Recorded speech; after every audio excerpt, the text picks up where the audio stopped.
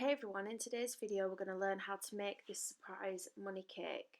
So I baked two cakes. I've got a 10-inch square and then I've got an 8-inch square as well. And what we're going to do is we're going to cut these in half and then we are going to stack them. So I'm just taking off all of the edges. I'm going to place this on a 12-inch round board and I'm just going to fill the bottom bit with buttercream. And then a little bit of jam, and then once that's done, I'm going to pop the other cake on top. We're going to do the same process again with the smaller cake, and we're going to sit that on top. Now, the reason that I did two different sizes is because I wanted the bag to kind of taper in a little bit at the top. And so I'm just going to fill this using the same process as before. And then I've got two dowels, and the dowels are what I'm going to use to support the cake. So we are going to trim quite a lot off this. So I've not bothered taking too much off the edges because that's just going to get trimmed off later. The dowels want to be quite a bit further to the side of the cake because the support that we're going to, the money box that we're going to put in is quite large. So the one that I got was the smallest one available, which I think was 3 inches by 3.5 inches. So you're just going to shave the edges off the cake. Like I said, you want it to kind of taper in a little bit at the top and then come out a bit at the bottom. And so just try to follow the guide that you've already got from the cakes that you've baked. Now, these cakes are actually frozen, which just makes it easier to carve the cakes. It means it's less crumbling, and when the ganache goes on, it dries fairly quickly, so that it allows you to get that coated and be left with something that's a little bit more stable than just cake and buttercream. So carry on trimming until you're happy with the shape. Hold the top of the cakes and the straws if needed. If you struggle with this part, you can always pop a bit of ganache on at this point and then go further in to trim it later on. But once you're happy with the rough shape, we're going to put on a thin layer of ganache and then just pop that into the fridge. The ratio that I've used for the ganache is 4:1. So for every 400 grams of white chocolate, I've got 100 mils of double cream in there. I do have a video on how to make ganache and troubleshooting as well, so I'll pop the link at the end of the video in case you need to watch that. So I've just got a flexi smoother and I'm just using this to put the ganache all over the cake and just go around the edges. So I popped it in the fridge just to cool down a little bit, and then I'm just going to pop on another layer just to give it a little bit more sturdiness. So it can get a little bit messy. I do like the ganache to be quite soft when I'm doing things like this, just because it allows me to get the shape that I need from the cake without it crumbling and falling apart. I've also liked to have the cake frozen or chilled in the fridge so that once the ganache goes on, it doesn't take long to dry at all and it sets quite quickly. But the ganache will give you the sturdiness that you need to hold everything together. So the problem is not with the stacking of the cakes, the problem is actually once you try to put the box in. Now, this is my first time doing a cake like this, so for future reference, I would have done both layers to be 10 inches and had it tapering out from the sides, but not at the top, which is what this one does, just because of the fact that when you put the money box in, as you'll see in a moment, it can bulge slightly because it was a very, very tight fit. So I did mark around the box and then spooned out the inside, but because it was so tight fitting, there was a slight bulge at the front of the cake. So I'm just cutting out the shape of the box and then I'm just going to pop the excess cake that I'm taking out into a bowl, and then just go down as deep as the actual box itself. So the box needs to sit in the cake kind of flush with the top. So I will put a link in the description box as to where I got this box from. Like I say, it was the smallest one that I could find. So just keep checking that it's not,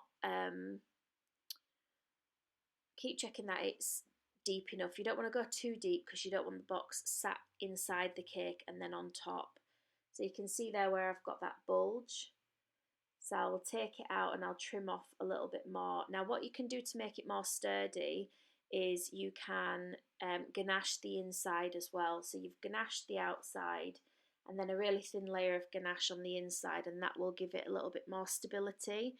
And it'll just stop that little bulge from happening. But like I say, if you bake the 10-inch twice, then obviously the width of the cake is going to be 5 inches, which will give it a little bit more leeway than what I had. So take that out and leave the cake to dry. So now we're gonna just fill the money box. So you get these little plastic wallets in that are sticky on one side. So you put all your money into the wallets, peel off the sticky bit, and then you're just going to attach it to the next note. And then you just repeat that process basically. So I think you come with 20 wallets. So obviously you could separate them because you come with different toppers. So you could separate them and have 10 wallets per cake. It depends on obviously how much money you want to put in the cake. So once you've done that with all the money, you're then going to roll it up. So be careful that you roll it the right way, because obviously when you pull the money out the cake, you want the front of the note to be at the front of the cake. So I've just used my finger just to wrap it around. And then with the little bit that's left, you want that hanging out. So it's going to come through that little gap there and put the lid on properly. And so you can see if you pull, that's the kind of motion that you're going to get. So I wanted to test it before I kind of put it in the cake. So just re-wrap that up and pop the lid on. You get kind of like a little plastic thing that you pop on. It's got, just stick that on with the tape, and that's where the topper sticks into. So just pop that on that seal, and then pop that into the hole that's there. So that's how it'll work once you pull the topper. So I'll just reel that back up again and pop that in. And so if you pop that into the slit that's there and push it down, and then there's the topper that sticks in. So that's that part done. So now with the cake, we're going to pop that in to what we've just created. Now I just need to make mine a little bit bigger. So you can see I'm having to push the cake in, and then I'm just going to ganache over any cracks that appear with some ganache that's a little bit firmer than before, and just smooth that all down so that we don't end up with any cracking that's going to happen. So now to decorate, I'm going to take some white fondant and we're going to decorate the zip first. So we want to cover up as much of the box as possible, but we don't want to cover up that little gap that we've created at the top there, because we don't want anything to stop the money from coming out. So a strip of fondant at the top and just trimming off the excess.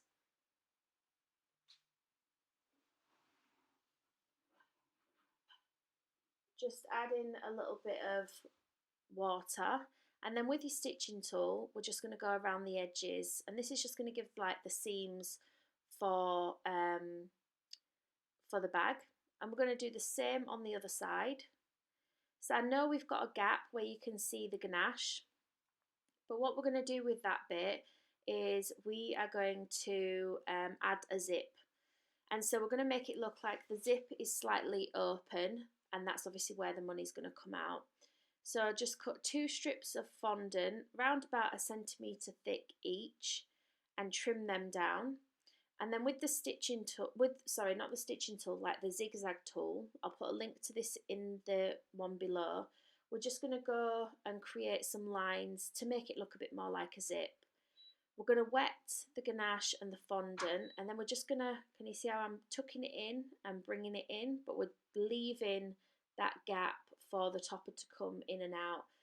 The only frustrating thing about this is you can't test this out now until it's actually tested for the actual pull on the birthday, because it's in the cake.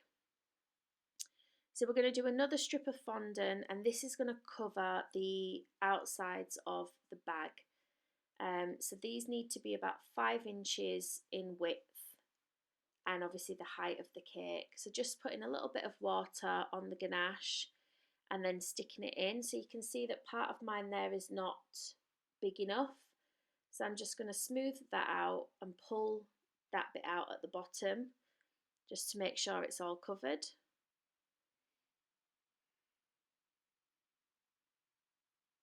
And you're going to do the same for the other side. And then again, with the stitching tool, we're just going to go down the edges of the cake. So that's what you should have so far. So now we're going to cover the front and the back of the cake. So we're going to cut out a rough shape that's going to give us enough fondant to cover that front piece. Trying to make sure that it's slightly bigger than what we've got. So we want the top of the bag to hang a little bit over, because we want to create an illusion where you can't actually see the money box in the top there. We just want to be able to see the topper. So just sticking that down with a little bit of water and then trimming off some of the excess off the top, but not all of it. Now I am using Renshaw's Extra for this one because it's just a little bit of a thicker sugar paste, and I'm also rolling it a little bit thicker than what I usually would do. Again, that is just to give some more support to the actual bag rather than anything else. So smoothing it over and then trimming off any excess. You're going to do the same for the back of the cake as well. So that's what you should have so far. And then just with your stitching tool, we're going to go up the side of the cake as well. So next we're going to create the bow for the cake. Now the bow has, it's sort of like one bow and then it's got another bow sat underneath it. So we're going to cut out a piece of fondant that's roughly about 1 inch in width, and cut out a strip. So you can see it's roughly about 6.5 to 7 inches long. We're going to squeeze it in the middle and then fold over one side and then fold over the other. Using your fingers just to go in through the holes to make sure that they stay up and put them how you want. Test it for size against the cake that you've done as well.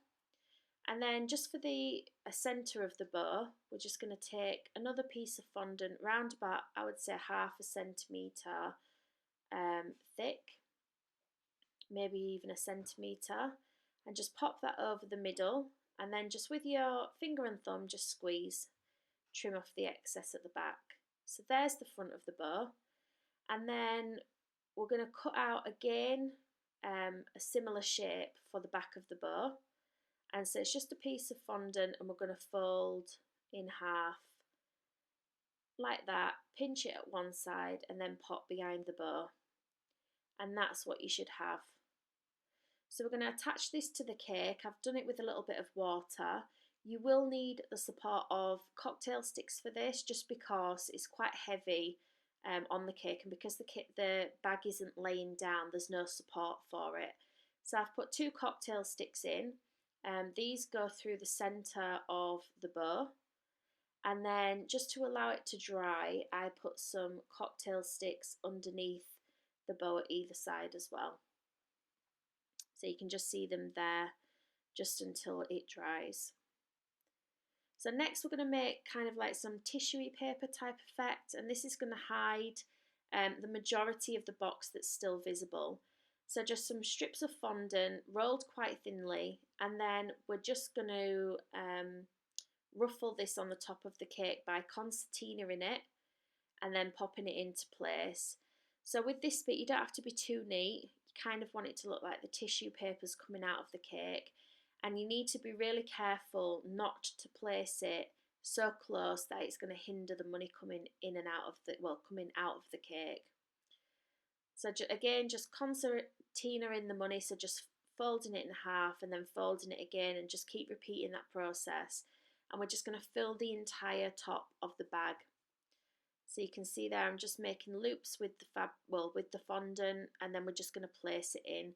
So be sure to have some bits hanging down the side and flopping over the front of the bag, just as you would do with real tissue paper. So now we're just going to do some more stitching. So there's a line at the top of the bag like so. We're going to do that through to the other side.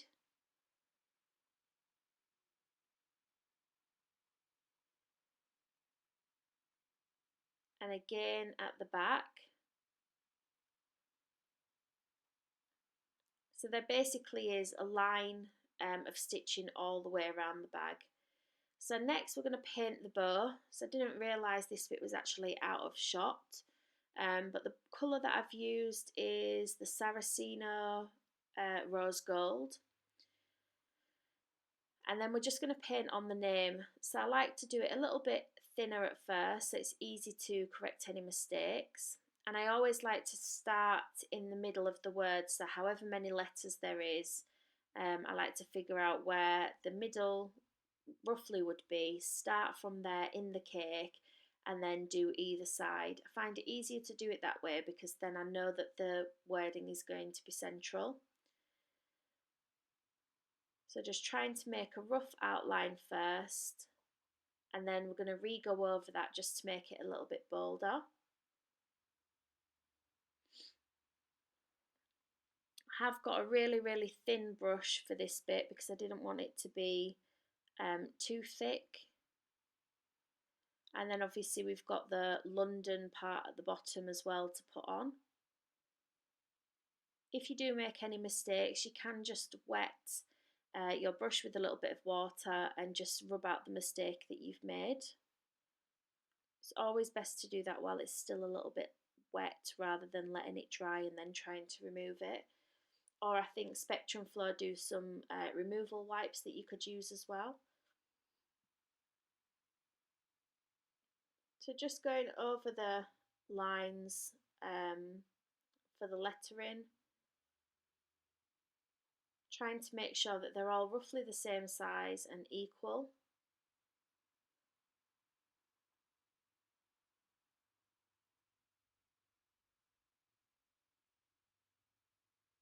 And then once you've wrote Ted Baker, you can then work on any issues that you've got with the bow, whether you've missed any parts. It may need a couple of coats because I found it to be a bit streaky, but once it had its second coat on, it was fine. So you could change this to any bag really if you wanted to. This was just the style of cake that the lady wanted. And then just put the London on the bottom.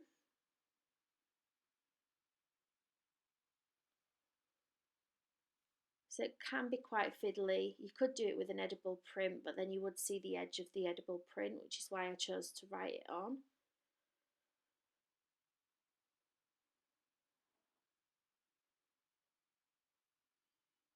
I covered the board in sort of like a really light green, a mint green colour, because I thought that went well with the rose gold. So next we're just going to do the handles for the bag. Now this particular style of bag, the handles are usually propped up because I think it's like a shiny bag that's quite stiff. But obviously with this kind of cake, that would have got in the way of the money. So I decided just for the sake of this one to put the handles going down. So once you've cut the shape for your handles, we're then going to do the outline for the stitching. Just try to make sure that it's kind of the same width all the way down. And then we're just going to stick this on with a little bit of water. So I had this coming down so that it was kind of like between the bow and between the Ted Baker writing, and just a little bit of water either side, and then pushing that on. And I've kind of left the bottom bit like it is coming away from the bag a little bit. I didn't press it fully down because I wanted to give it a little bit of movement and make it look a little bit more like the actual bag would look like if the handles went down. And you're going to do that for the other side as well. At the top of the bag, where the line of the top of the bag is, we're just going to do that on the handle as well, and then put an X on the front because that's what was on the actual bag itself. So here's the bag all finished. I chose to finish it off with a lipstick and a rose. I do have a tutorial for the rose over on my channel, so again I'll put a link in the description box for that one. And then here's the bag working.